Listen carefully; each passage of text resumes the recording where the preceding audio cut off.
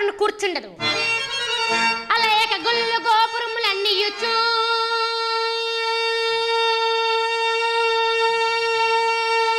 చూచు అప్పు మాటయే